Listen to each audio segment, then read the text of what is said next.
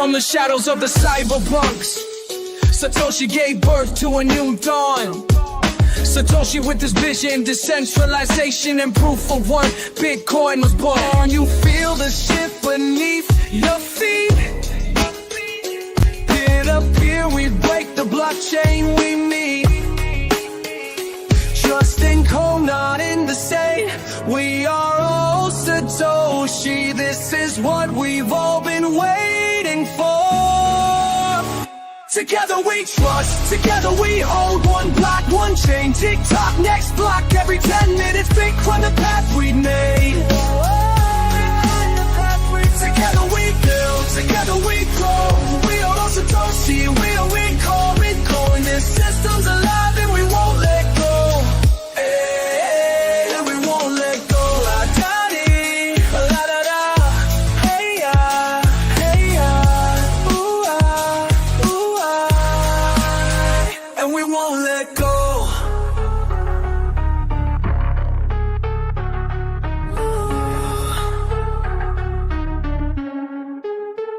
Together we trust, together we hold.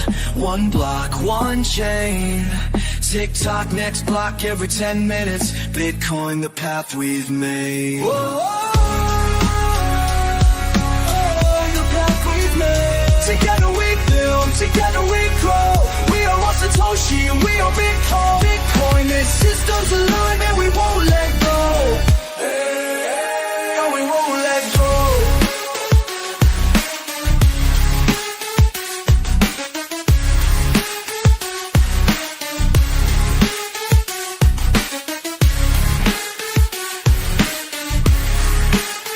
From the shadows of the cyberpunks, Satoshi gave birth to a new dawn. He gave birth to a new dawn.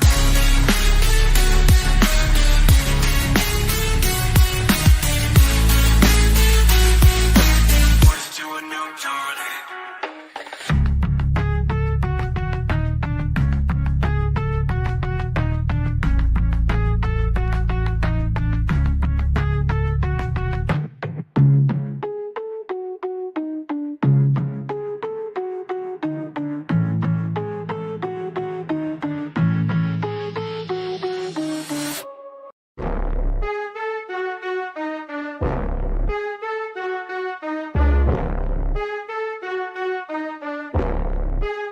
From the shadows of the cyberpunks, Satoshi gave birth to a new dawn. Satoshi with his vision, decentralization and proof of one, Bitcoin was born. You feel the shift beneath your feet. Peer to peer, we break the blockchain we meet. Trust in code, not in the same. We are all Satoshi, this is what we've all been waiting for. Together we trust, together we hold. One block, one chain, tick-tock, next block. Every 10 minutes, Bitcoin the path we made. Together we build, together we grow. We are all Satoshi, we are recall, Bitcoin. This system's alive and we won't let go. And we won't let go. La-da-dee, la-da-da. Hey-ya, hey-ya, ooh-ah, ooh-ah. And we won't let go.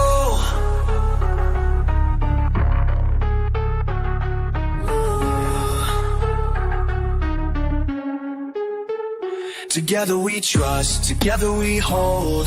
One block, one chain. Tick-tock, next block, every 10 minutes. Bitcoin, the path we've made. Whoa, the path we've made. Together we build, together we grow. We are all Satoshi and we are Bitcoin. Bitcoin, this system's alive and we won't let go. And we won't let go.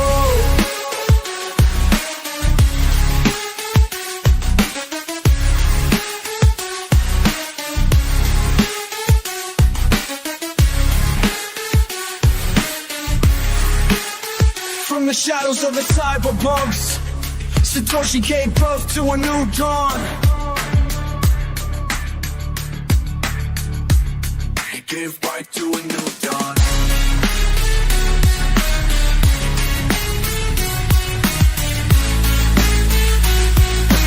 March to a new dawn.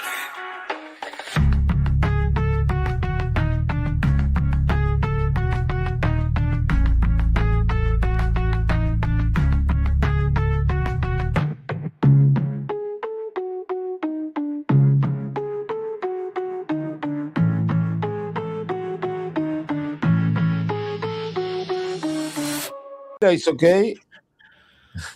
Hello, everybody. We have one black person here, but we are live. Try to figure it out. Yeah, trying to figure out what is wrong. Let me go out and maybe go. Oh, this is because you want to be hidden under this storm. This is what happened. Yes. No, probably. But the thing is, here in the panel, I see that everything is good. My camera is okay. Mm-hmm. I don't know. Let me check. You're definitely offline. Yeah, I don't see you, Fernando. So let me go back. So today we're going to talk about what is happening with Bitcoin in general, Stretch and SATA this week, blowing below par. Mm-hmm. I don't know. Let me start. Anyways, try. Do you want to do it? Do you want to do it in black? Yes, probably yes. I don't know. Let me check. Yes. Yes, here I am. Let me adjust the camera. Adjust a little bit the camera. And here I am. Hello. I don't know. Yes, you are here. I don't know why it still has the intro. I don't know if there is a problem. I don't see the countdown. No, there is no intro. It's everything good. But I still see the intro. Let me check if everything is correct. Because I still see something. Let's check if everything is correct. It's correct. I can see it in yes. Twitter. Okay, excellent. Here we are. Welcome back. Here we are again with Marco, that is now traveling in Georgia, probably looking for UFC fighters. It's a place with good fighters. Yeah, you are the expert, Fernando. You are the expert. No, the expert is Diego. I am not the expert. Diego is the expert. And probably he's looking bears to fight in this region because we have been hit again this week. Bitcoin crash below 59. Strategy crash below 100. Stretch and SATA are far for being for par. And again, Twitter is all in doomsday mode. Everyone again is calling Sailor a scammer. Peter Schiff started again talking bullshit about Sailor. But anyways, here we are. We are going to discuss in this episode all of the things, what happens with strategy, what happens with Bitcoin. This is the bottom or not. We are going to check. I'm here with Immortal. How are you doing? Doing good. Ready to shoot. And Marco Battistoshi. Yeah, guys, I think I have a bit of lag, but yeah, hopefully the connection will be better. Yeah, we have a lot of things to discuss, and yeah, I don't know where you want to start, Fernando. Well, but, luckily, even if there is a lag, no problem. Luckily, you don't have the people because all this week been working, so doing some renovation on the building, and at this time, it looks like there was a war inside. So luckily, we can go. So let's talk about strategy because it's the topic of the day. Strategy after since February 2024 was not so down on price. So what do you think that happened, and what can we expect in the upcoming weeks and for the future?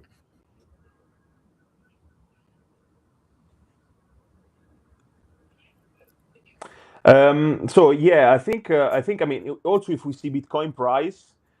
Again, we are revisiting the all-time high in 2021. We are revisiting the price around February, March of 2024. So I think simply put, very, very honestly, I think strategy is just doing what it's supposed to do in a bear market. So underperforming Bitcoin. Then we need to understand if the 75-76% underperformance from the all-time high is in line with expectation, in line with the amplification that they have or not. But again, if Bitcoin is down minus 50+%, what should we expect? We should expect that strategy is down 70%, 75%, 80% because it's an amplification. Then a different story probably on Stretch.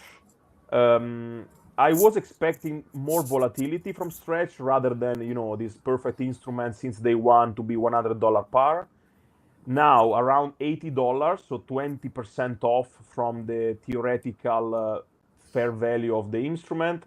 It starts to be maybe kind of concerning, but the overall structure of strategy and the overall collateralization on Stretch, it's still pretty clear. The instrument is over collateralized, so I think it's just market panic. It's just Bitcoin is not helping us right now, and the sentiment is all-time low. We will discuss later for sure on the Bitcoin side. So again, I think all things considered, strategy is just behaving as it should, a proxy on Bitcoin, underperforming on the way down and overperforming on the way up. So we cannot expect something much different than what's going on. What is your take? Yeah, the price of strategy yesterday drops almost 10%. That 10% was at the market close when the Bitcoin price went below 60, around 59, 5 or something like that. So what you can see there is, I think at that point on the daily candle, Bitcoin was down around 4 or 5% and strategy 10, which makes totally sense in terms of the amplification. Or a little bit more stretch because actually amplification is 40%. So if Bitcoin goes down 5, strategy should be around 7 or 8. But obviously it's not a perfect match daily. It's a match on the average across several days. So we cannot be try to point out minute by minute what is happening.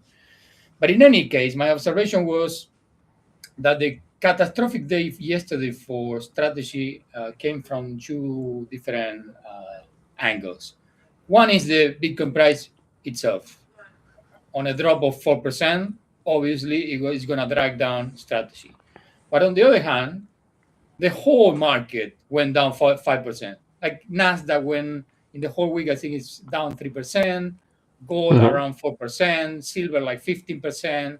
So the whole market went down. So that's why I think strategy also absorbed the negative side of Bitcoin and the negative side of the whole structure of the S&P.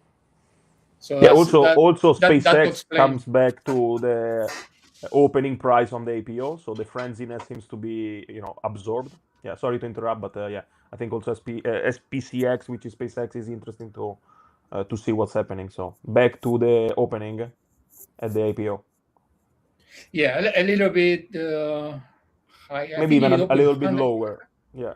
No, a little bit higher, I think. Didn't it open at 135?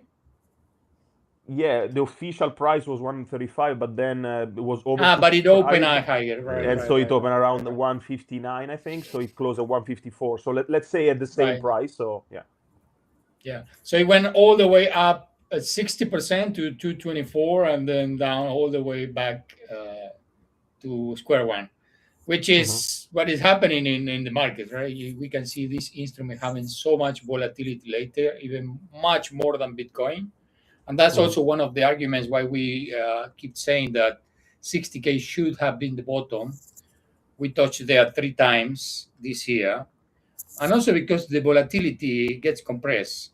Even though it looks like yesterday was a very volatile day, when you average it out through the whole year, there were probably no more than 15 days of extreme volatility on Bitcoin, while the rest of the year was totally flat. How many days you can count where the price was between 61 and 62, between 73 and 74, between 83 and 84? Nothing happened for the longest period of time.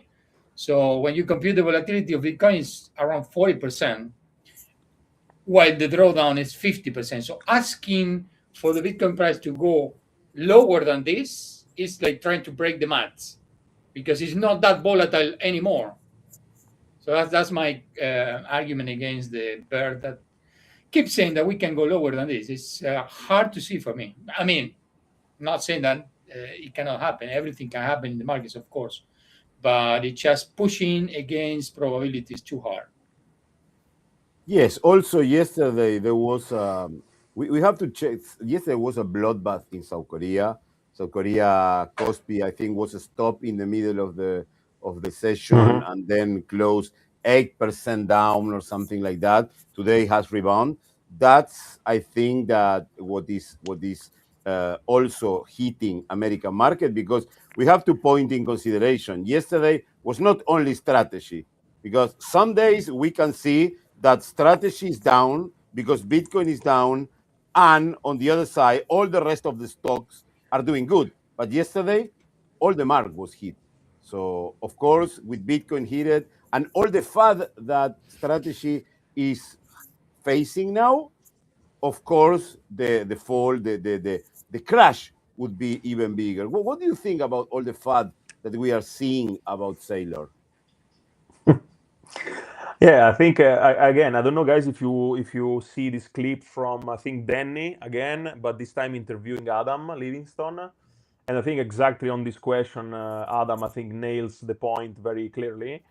When you have this kind of problem in the market that is trading against you, you need to find the scapegoat, you need to find someone to blame. So I think Sailor has the biggest target on the back. And it's simply to say that Sailor selling 32 Bitcoin drop Bitcoin into chaos. It's easy to say that now with these digital instruments is creating more chaos and more bad than good, that people wants to see him liquidate, all this nonsense. Because again, I reiterate, strategy survived in 2022, a 150% leverage. Today is likely, I don't know, 20%. They had an MNAB way below 0.7. Today is still positive 1.06 right now. They are much better positioned from the balance sheet. So again, they survived back then.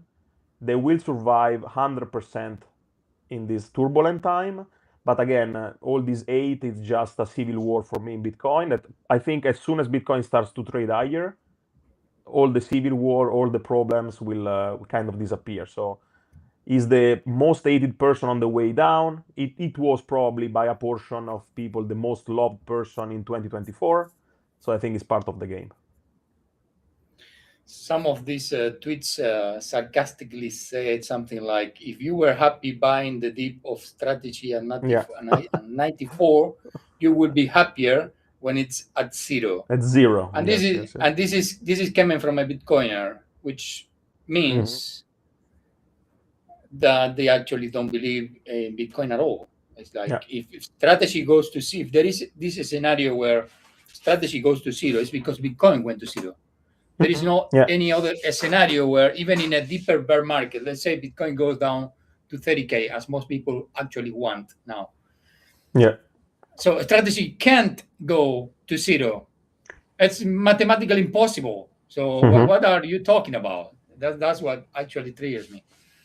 But I think we are fighting a lot of fire from different angles. What hurts the most is that mostly coming from friendly fire. It's like from your own lines. It's not even from the outside anymore. Yeah. It looks like, in Argentina, a couple of 20 years ago, they stopped. You cannot go to watch football in your enemy stadium. So what happened?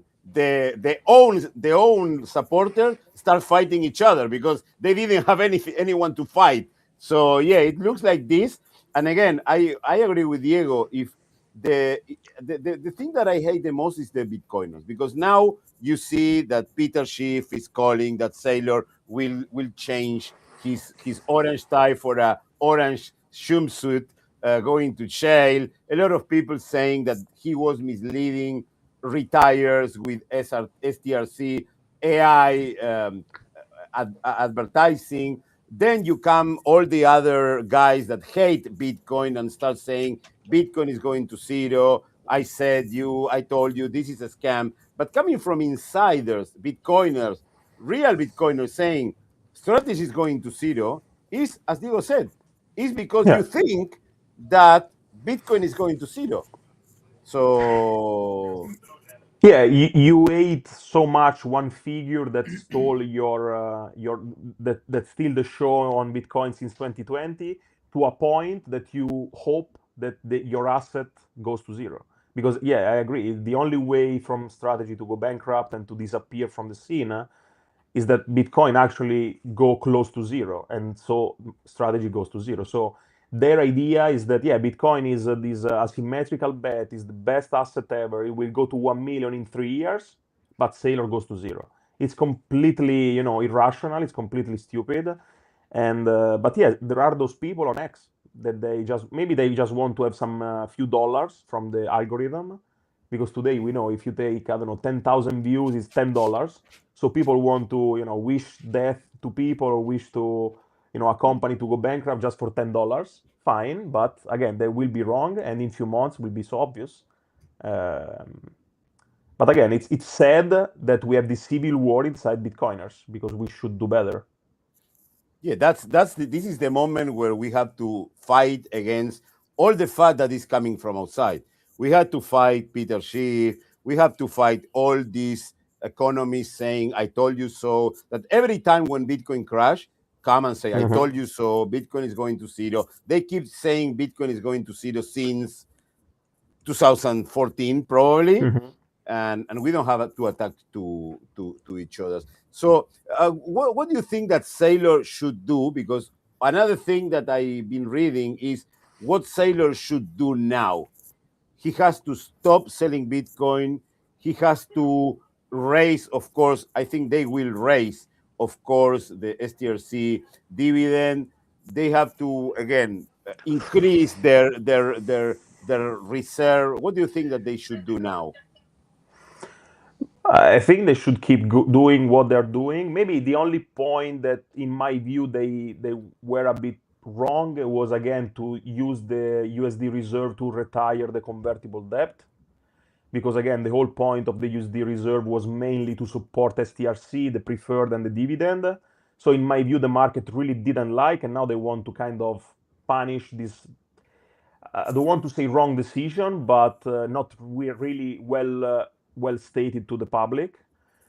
So I think today, what they should do is, first, as long as the MNAV is above 1, today is 1.07, if they need to raise cash, it's okay to use MSTR as the scapegoat in this moment in time, because STRC needs to be the highest product. They need to pay the dividend. It's in my view, there is no possible chance in the future that they suspend the dividend or they don't pay the dividend on STRC. The whole model will crack. So I think they will sell MSTR. If the MNAV goes below 1, they will sell Bitcoin. And I think we need to endure the pain for a few more months. And then if Bitcoin is true, that is the superior technology as we believe, it will trade higher and the problem will disappear. But again, STRC needs to be saved, and in the sense that they need to keep paying the dividend and they need to do everything in their own power. So 1.07, use MSTR, below 1, sell Bitcoin. I don't think there is nothing else to do other than what is obviously going to happen in next week, which is the dividend is going to increase. Yeah, as well. Yeah, for sure. Yeah. But the machine is already designed. So it means if you need to do extra adjustments, it was because it wasn't well designed. And I think it was very well designed machine, exactly designed to withstand these kind of storms. And in fact, we are seeing it. If you actually measure the balance sheet at all the different timings, when Bitcoin was at 120, when Bitcoin was at 100, when it was at 80, and now that we are at the bottom of 60, all of this time, you can measure it by the amount of Bitcoin available to pay dividends into the future. So at this lower level, it's around 30 years still. When Bitcoin started going down, it was 75 years. I remember when we have this talk, which means it was this is not a failure that the amount of years to pay dividend went down. What it tells you is that it was properly designed. It would have been wrongly designed if from 100K Bitcoin, 76 years of reserve, at 60K, it would have been 0. But it's 30, which means it was exactly designed to withstand not only 60, but probably 30, 20, or 10. So the machine is already well designed and doing what it's supposed to do, not without this volatility and without pain. Same as if you go on an airplane and you go through a storm, most of the time you're gonna puke on the airplane. It's gonna be moving a lot. Maybe the mask will fall down. It will be panic. But at the end of the day, most of the time, airplanes withstand the storms and go through the other way safely. So that's what is going to happen with strategy. But it's a question. It's a matter of time. And do you think it will be enough 25 basis point? Because as of today, the market is pretending much more from stretch and even more from theta. So maybe, I'm not sure, but if the VWAP goes below 95, what is it? Wait, let me see directly from the website. 93 now. Yeah, now it's $93. So I think below 95 they can adjust even more, because I think 25 will be almost nothing. So they should at least do 50, in my view, and then maybe keep increasing a bit more even the cash reserve in order to say to retail, institution, etc. that because I totally agree what you said, Diego. For us, it makes no sense. It's a totally no-brainer. STRC is over-collateralized, super secure, etc. But we need also to understand that this product is for other class of people. And if you say that you have this reserve for just to cover this instrument, and at the beginning was 2.2 billion and now is dropped, in my view, it's not only necessary to increase the dividend, to increase the rate, but also to add more position because you need to calm the market. I agree that the product will stay there. It's designed and over-designed, but I think it will be nice in this chaos just to say, you know what, we are still accretive in the MNAB side. I raise another 200 million, 300 million in order to have at least 1.5 billion in cash. Guys, stop the panic. Let's go back to business, and I need to increase the dividend to be paid, but yeah, let's try to stop this nonsense chaos. I see only one problem with that regarding the amount of USD reserve that they will hold, because it doesn't matter. It's not about the nominal number. If let's say they come up next week and with the news that they increase their reserve into 5 billion. So what's going to happen now is that's going to be taken as the benchmark. Next time, if we drop from 5 billion to 4.5, it's going to be chaos again. Oh, they are losing money. So it's I think it's a wrong signal to keep pushing on that number too much, because in first place, from my point of view, it's totally unnecessary. But obviously, I understand that it's a signal that they want to put to other kind of investors. But now it's tricky. I think they have to keep it around the original number. Don't go further than that, because later it's going to be used against you. Yeah, today we are at 1.4 billion, I think. Originally they stated this 2.25. Yeah, I think it starts to be almost okay. But I think if they prove another effort to maybe go at 1.7, which is between the actual and the 2.2 benchmark that they issue, I think could be, kind of something that the market might expect alongside 50 basis points, because I think that's the minimum. Because also Theta is trading at 90 something, so the effective yield is 14. So I think the market demands higher rate, because they expect, I think as well, that generally the rates from the Federal Reserve and other central bank will go higher, and maybe they are demanding more also because of that. Maybe it can be one variable. So I think they need to increase more. 11.5% is no longer enough in this environment. I like also the way Stripe did this calculation for the reserve. They say we will try to keep the reserve to 18 months.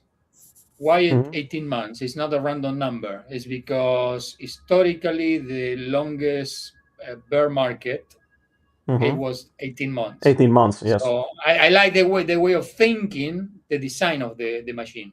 So strategy could do something similar using their own numbers. But in general, everything is fine from the standpoint of the balance sheet, and it's been proven that in the middle of the storm, the whole structure, the way of paying dividends, and all the rest of the things are okay. The only problem is the sentiment is so low that the price of MSTR keeps being punished, and also the price of stretch. Yes, of course. And one of the things that I like, because when everyone is discussing, talking bullshit, we can see this. It has almost 10 months of dividend coverage. I don't know if any company that issues this kind of instruments has this amount of months to cover the dividends. This is incredible. And everyone is talking shit about strategy. This brings me to the point that when, as we say with Diego, sometimes probably being too transparent is not good for you, because they can keep anything, they can pick anything to use it against you. Strategy has, even though they don't raise more dividend, they don't increase the USDT reserve, they still have 9.8 months of dividend coverage. And we have to understand that since this instrument was created, they never touch the USD reserve to pay dividends. The only time they touched the USD reserve was to buy back convertible debt with a discount of 150 million US dollars. So I don't know what is the guys who the critics. What are they thinking? Of course, they will pick anything of this website and use it against Sailor. So that's my point. Yeah, 100%. But again, it's he has the biggest target on his back. Is the largest company buying Bitcoin. Is like the most influential voice. And when you become so important, so central, and with 5-6 million people following you on social, reposting everything, etc., you will create a lot of people that follows you and a lot of haters. And again, Twitter, especially Twitter, works better when there is hate, works better when there is drama and chaos, because it gives a lot of traction to any post or to news, etc. So I think it's just normal behavior. So people should not, panic sell Bitcoin now, or panic sell strategy at $100 if you keep it from, I don't know, 250, 300. It's a short-term strong hit. I get it. But what's the point of selling strategy at 95 or Bitcoin at 61? What's the point? You already suffer for 1 year in Bitcoin and almost 2 years in strategy. What's the point of capitulating now because you saw some ex post saying that Bitcoin goes again to 10K? It won't go to 10K. In my view, it won't even go to 50K, if I have to say. But again, why selling today would be super stupid. So just go back on first principle, go back on study more, go see more data, try to discuss with other people, but don't sell at this price point. Would be such an idiotic movement. Just don't do it. Just sit on what you have, and maybe again go back on studying some more on Bitcoin and try to build more confidence about this asset class. So yes, totally agree on that. And talking about Bitcoin, we've been talking a lot about the price, that 60K is the bottom. What do you think? Are you still thinking about that, and why? Diego, you want to go first? Yeah, the why we have this position since January last year. We thought 60K would be the bottom base, basically on our main model, which is Power Law.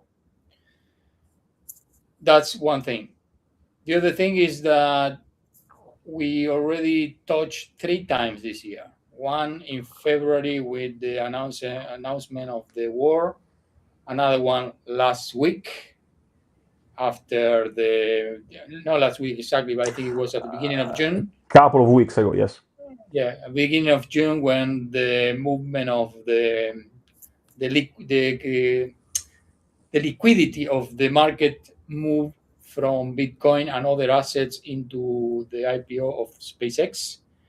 Then there was a new rebound to 67, and now we have a new one to 60 yesterday, literally yesterday. So we touched it 3 times already.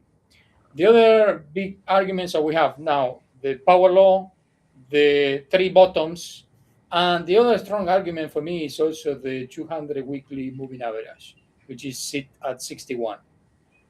So very few times in the history of Bitcoin, Bitcoin traded below that line, only except during the FTX crash.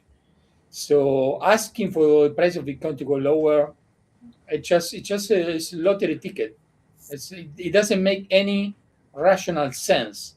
Not saying, as we always repeat, that it cannot happen, but it's just talking in terms of probabilities. It's very, very low. It's stretching the band too far. So that's my argument in favor of the 60K bottom. Yeah, and yeah, I would add maybe a couple of things. One, also the social and the sentiment. I think a lot of people have done some metrics from, for example, like subscriber on massive YouTuber, from like people on also like Sailor account, other big account, the trending on Google trend on Bitcoin, other kind of data, plus also, for example, the fear and greed index in the market and in more specifically on Bitcoin. We are at the level of 2022 FTX collapse. We are at level of COVID crash. We are at very kind of bottoming scenario. Then also from technical analysis, in addition to what you said, Diego, before, also the RSI, which again, I think is one of the few indicators that might have some kind of relevance in my view.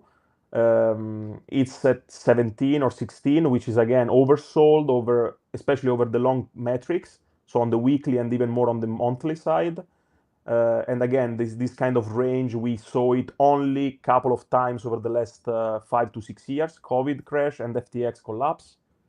And I totally agree. We already tested the 59-60 level 3 times. Massive, multiple billions exchanged hands in those levels.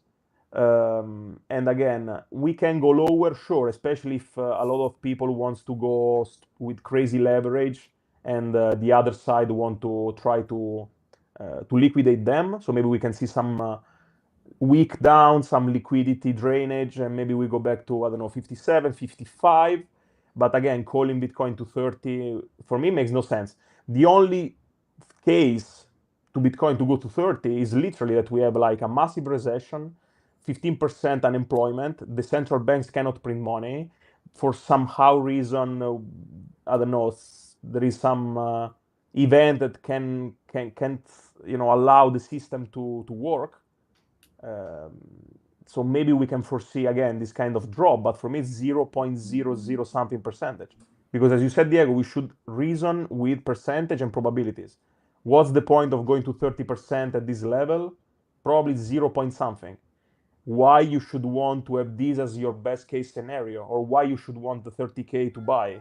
Just buy today, just do DCA, just convert other asset into Bitcoin, but don't wait this absurd call of Bitcoin going to 30K, because it might never happen. Very likely it might never happen. Yes, we see it so many times, this story of I'm waiting. We see it clearly. The closest one was when we were trading around 20 for extended period of time. And people were calling the 10K, going down to 10K. Eventually go to 16. When we went to 16, people start calling, oh, it's going to 4 again, like in COVID. Yeah, I remember to 3 to 4, yes, because it was the low from COVID and people calling. Yeah, 100%. Yeah. So we see this story so many times that it's kind of ridiculous. So I want to share one thing. And before that, I will want to say hello to BTC Immortal. He's sending greetings. We are live on YouTube. You can, of course, this channel is not as big as the Spanish one, and the audience doesn't chat too much, but thank you for being here. The poll today is can strategy go lower than 90?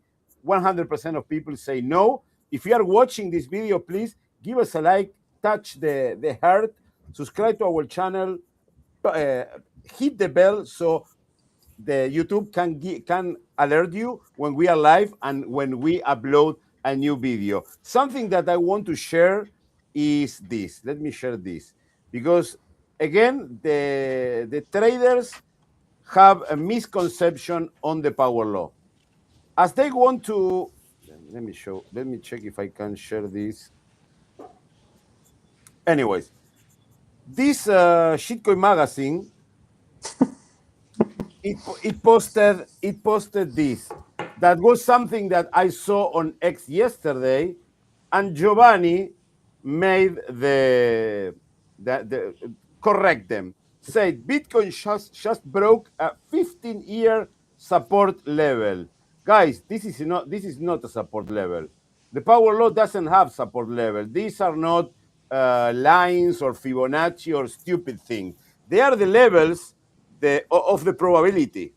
If Bitcoin crosses this level, it says that the price that we are seeing now is very improbable to happen. So, and Bitcoin will go to search for the first price. So this is not a level. This is not a resistance. This is not a support. These are the lines where you can find the most probable price for Bitcoin. That's the thing. I don't know, Diego, if you want to add something. No, well, there is a new trend when some of these technical analysis people or dumb accounts discover power law, they are so used to manually draw lines with their hands visually that they start doing that on the power law without even understanding that there is no one single line on the power law that is drawn by a human. As all the iterations, it's a mathematical equation that draw the trending lines on the power law. So putting a manual line on it, it's your hand should be cut because you are piecing on sacred on a sacred book. So yeah, it's kind of silly when they try to find support on the power law.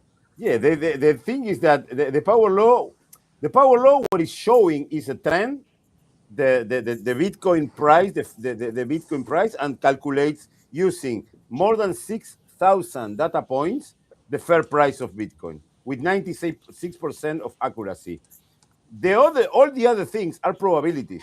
The power law doesn't say that Bitcoin cannot cross this line. It says do you wanna show for 2-3 minutes the extended version of the power law done by Perrenot and Santos Tashi, the log periodicity version, because it's kind of interesting also to show this point that we don't draw lines on the power law. Everything is algorithmic. Let's see. And again, in the meantime, guys, another thing that is very important is that the correlation, so the R squared, it's still, despite this price drop, despite that people don't understand much what's going on, it's still in the range of 95, 96, 96.5%. So again, the R squared of the power law is not going from 96 to 75. It's still 95, 96, which again, in nature, which again, in any other, if we plot the same data with, I don't know, gold or with another stock, we will find that maybe we go to 70, 65, 73, 75, but 96, it's unheard of. And again, despite this price drop, Bitcoin correlation R squared since the Genesis block is still 96. So again, it's we cannot dismiss these findings, these mathematical findings, which is the power law. So yeah, so what we did is we replicate here. Obviously, this is the work of Stephen Perrenot and Giovanni Santos Tassi both. So what we do is we just don't believe what they say, even though they have the credentials for us to simply believe in them, but we replicate it by ourselves. So we replicate the two versions. The original power law, as Marco said, has a R squared of 96%, which means 96% of the history of Bitcoin is explained by this regression. And we also draw now the new version, which is the LPPL, the log periodicity power law, which is the pinky line, which has an even higher R square, it's 98.24. So just to remember what it is, if I take out this is the original power law, and this is the version that most people know, power law. But also you can show it as on the log scale, which is, it looks like a straight line, right? And then on top of that, we draw if we remove the power law, that one is the log periodicity power law, which helps to explain the ups and down cycles of Bitcoin, or both the tops and the bottoms, in a better way than the power law. So one thing that we can take out from the log periodicity version is that maybe we can come back to the idea of Bitcoin having cycles, but it's not the 4 years halving cycle. What the log periodicity shows us is that there is a cycle that is a multiplier by this parameter here, lambda 2.04, which is approximately 2 years. What this explains is that the first bull run of Bitcoin happens at 2 years. 2 years from the Genesis block in 2011. The second peak of the cycle happens, you have to multiply that, 2 by 2, 4. So the second one happened here in 2014. The third one should have happened at 8 years from the Genesis block, because it's 4 multiplied by 2, 8 years.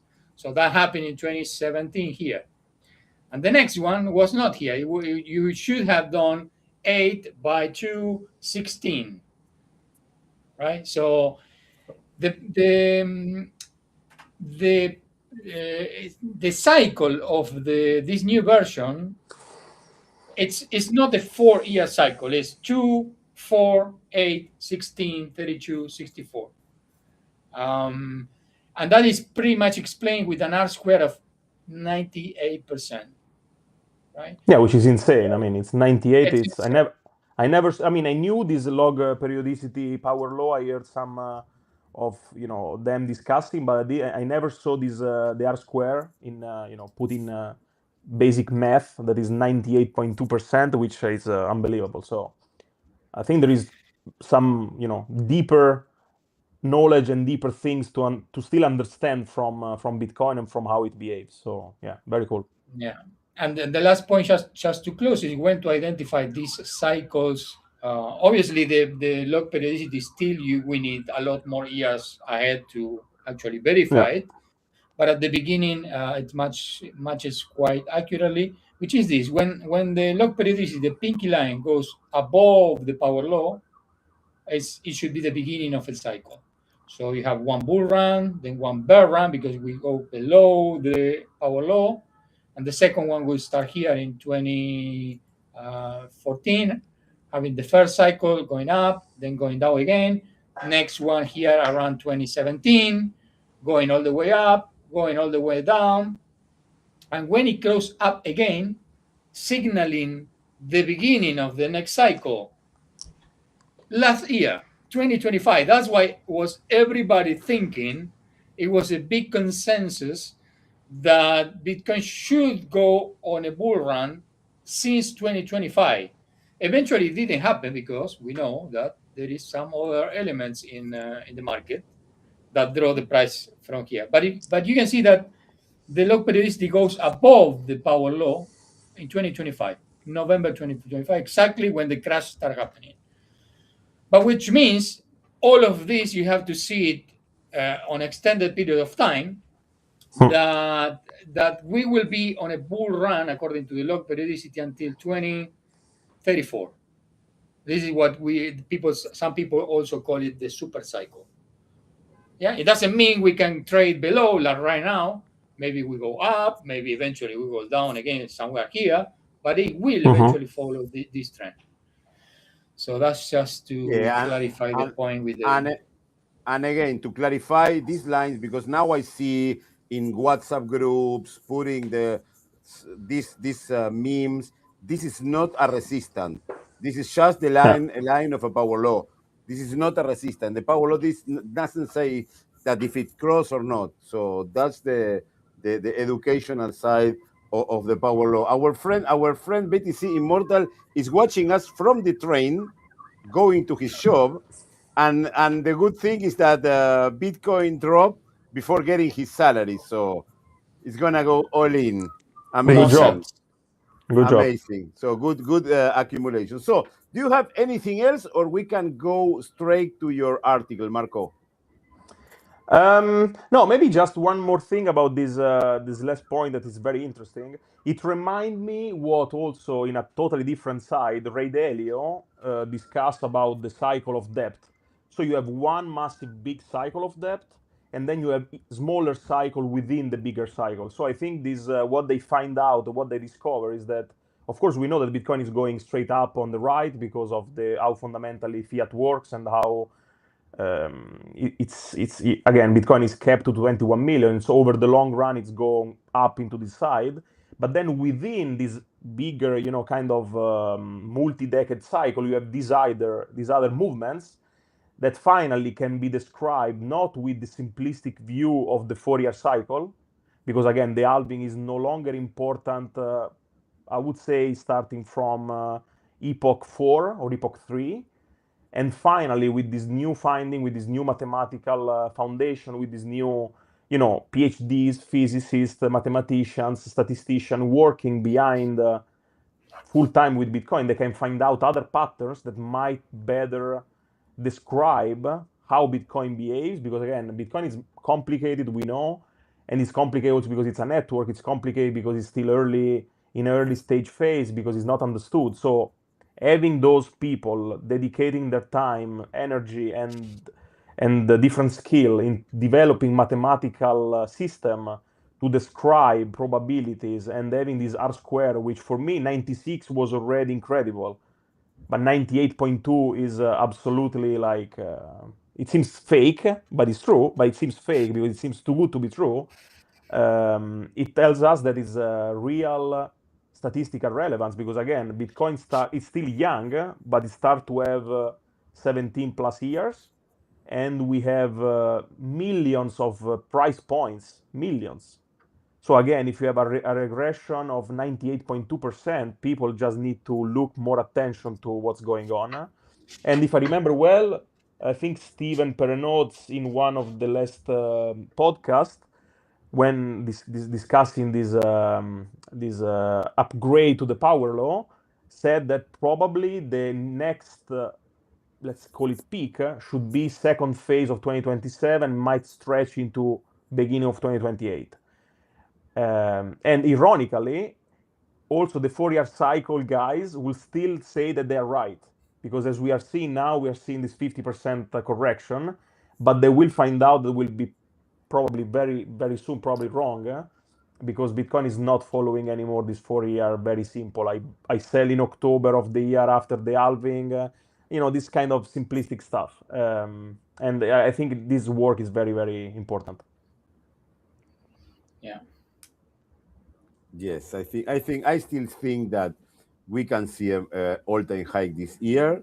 Of course, every day it goes on, the probability is lower, but I think that we can see it totally 100 a new all-time high this year. I stick with my view that not this year, but next year for 100%. Okay. Because again, the time-based capitulation is also important. So again, for me, what's the point if it's 26, 27, 28? 126,000 wasn't the top for Bitcoin. So if it's end of 26, beginning or mid of 27, for me, it doesn't really matter. But the only thing that I'm sure is that 126,000 wasn't the top for Bitcoin. So yes, and if we have to say something like copying the guys that do all these theories and the cycles, to add another data point, that now we have in the bottom, because in 2022 the bottom was during the World Cup. So Now we have the bottom during the World Cup. So again, I mean, guys, if you need to buy one ticket for $10,000, you need to sell something to buy it, no? So of course, maybe it was an accelerator of the bear market. let me share something funny, and I will explain. I will explain the situation on that. This meme, this is amazing. Let me explain. Let me share the meme. It says how the graphic, the Bitcoin graphic, is watching me at 59, and you see the Bitcoin graphic, and you see that in the back is Maradona. This is why. This is because I don't know how. I think that the sons of Maradona and the daughters, they sold the rights, and there is a bet company, a gambling company that now is using Maradona with AI, telling you that you need to play with balls, you need to have balls, and you Oh need my to God, bet. really? So that is like Oh my gosh. Maradona, the Bitcoin graphic, Maradona, and telling you have to have balls to buy now Bitcoin. So To step up. this is good. So okay, we can go to the article. Yeah, maybe I share my screen here very quickly. No? Share screen. Maybe Nando, can you share it, my article? I think you retweeted yesterday. Okay, yes. I have some problem here with the tool. So yeah, the basic idea of the article was, I mean, it took some time to write it, and but so far I'm happy because it has been retweeted quite a lot. It's gaining a bit of traction and some big names. One of which is Stephen Perrenot that retweeted it. So I was pretty happy before when I when I saw it a couple of hours ago that he not only retweeted but he commented as well about this idea. Again, it's a bit outside the price action. It's more on the fundamental thesis. But the whole point is that Satoshi was so smart to separate the whole amount of Bitcoin that he mined with during the Satoshi era, with basically being him and very few others running the protocol from 2009 to 2011. He accumulated 1.1 million BTC, but he was so smart to avoid decentralization into one single address or into few single address, and he spread into 22,000 addresses, each one of those addresses receiving the 50 BTC that was the reward in the first epoch. And the whole point is that even if we will assume in the next 5 to 10 years the quantum computer will appear and the quantum computer main idea is to attack Bitcoin, now they have to run the operation at minimum 22,000 times, keeping the whole infrastructure alive 22,000 times longer, expending 22,000 times more electricity, expending 22,000 times more hardware, and as you might see, it's completely anti-economically, it's completely stupid to allocate this massive amount of resource to try to steal Satoshi's coin. Because again, if Satoshi would have accumulated in one single giant address 1.1 million Bitcoin, I would agree that the quantum FUD was much, much bigger than what actually is. Because imagine someone developed the quantum computer, spent billions of dollars in electricity, billions of dollars in equipment, and they finally get the Satoshi coin and they dump it 1.1 million in the market. Would be super stupid, but it could be catastrophic for Bitcoin price in the short term. But Satoshi was so smart that in 2010 he wrote about quantum. He was completely aware about the problem and the issue, and he found a very easy but very elegant way to circumnavigate the problem and to create 22,000 more problems to a potential malevolent attack. And again, I think this article tried to exemplify to normal people like us, because I'm a very normal guy. I try to understand very complex topic. I don't have the solution on almost anything, but I try to think, because we as Bitcoiner, we want to think about deep problems. And I think the quantum actually is not really a big deal, because Satoshi solved for us in 2010. So yeah, I think the article goes through also how we identify the 1.1 million. Yes, Fernando, yeah, that's I think the very interesting part. This work belongs to Sergio Damian Lerner, that in I think 2012 or 2013 pointed out in one forum about this specific type of extra nonce value in Bitcoin, in which you can see how the computer that all these blocks can be reconciled with one single computer. And by doing this exercise, he collected this amount of data, and he derived that Satoshi would likely have 1.1 million Bitcoin.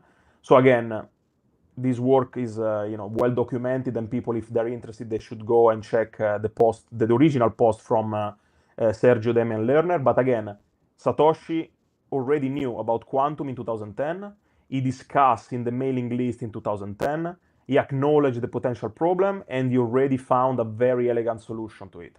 Again, might happen in the future, sure. But is it a catastrophe for Bitcoin, for the network, and for the price? Absolutely not.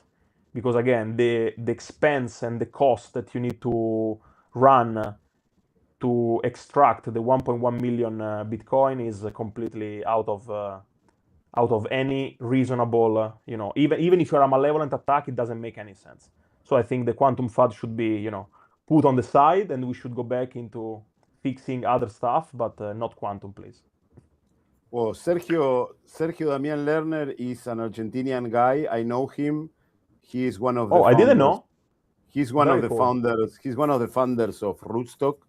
And yeah, I've been with him, with Diego. We went to an event the last year in Argentina, eating barbecue and shooting with guns, and he was there. He was one of the founders of Rootstock. I don't know if he's still involved in Rootstock, but he was at the beginning of Bitcoin, he discovered a lot of bugs inside Bitcoin that he fixed. I think that 8 or 10 bugs, and then they were fixed. So yeah, I know this guy. Yeah. Guys, that's amazing. I didn't know about this, but yeah, very cool.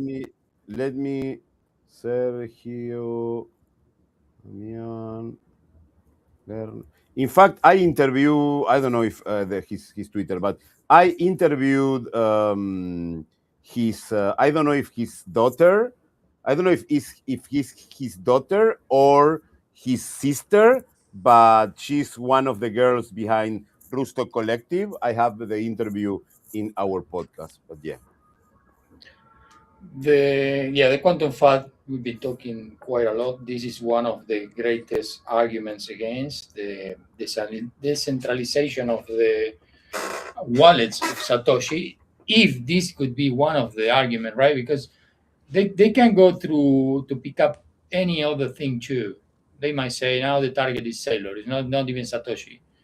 At any point, they can create any other FUD, any other vector of attack. So yeah, all of them will be debunked on time, like the job that you did to compile this information here is one of them. But don't lose the focus also on the basic problem of Bitcoin, right? Because Bitcoiners tend to get stuck on these kind of technical problems as if they could be eventually in the future a big problem. And there is a bigger problem than that. This week, someone shared with us in the BMF Club Telegram group a video of this was in Spain, I think, if I remember. So a guy was randomly on the street asking people if they would prefer to receive 100 euros or one Bitcoin. And guess what got the 100% of the answers? It's crazy. People don't even know what Bitcoin is, so much less if there is eventually a potential problem in 2040 with the Satoshi address because of quantum computing. Yeah. So I think that's all. I don't know if you want to add anything else, Marco. No, just to remind everybody that again, it happened in the past, it will happen in the future. And again, if maybe if you have any issue about Bitcoin, just log off from X. I think maybe it will help. Excellent. Marco, when are you back to Italy? I think in a couple of weeks. Okay. And planning to leave soon again, because again, Europe is not in a good shape. You might have heard some news, but again, I think also today Binance announced that they need to leave the European Union. And again, it's not a coincidence, I think, that because now the only option is to move for the people that have Binance to move the funds or to exchange them into fiat. And look at when the price bottom on Bitcoin and all the crypto, exactly when they are forced to do it. So again, I'm not saying that is 100% possible, but the timing is very suspicious. And again, I think it's another line of the bottoming time, etc., that they want you to sell at the worst possible time, and it's not a coincidence in my view. So again, Europe is not in a good shape. It won't be in the next years any improvement. So yes. Anyways, black pill for Europeans. Anyways, yes, it is what it is. So Marco, thank you very much for being with us. Thank you, guys. Your social media, so all our audience can follow you. Yeah, only on X at Battistoshi93. And again, feel free to reach out, DM, or to again check my last article that we described briefly together. And yes, my DMs are open. Okay, thank you very much. See you next week. Let's see if next time we can talk better news, talk about better news, strategy going up, Bitcoin going up. In the meantime, stay humble, stack sats, and remember, we are all Satoshi. Thank you for being here, and see you next week. Thank you, guys. See you guys.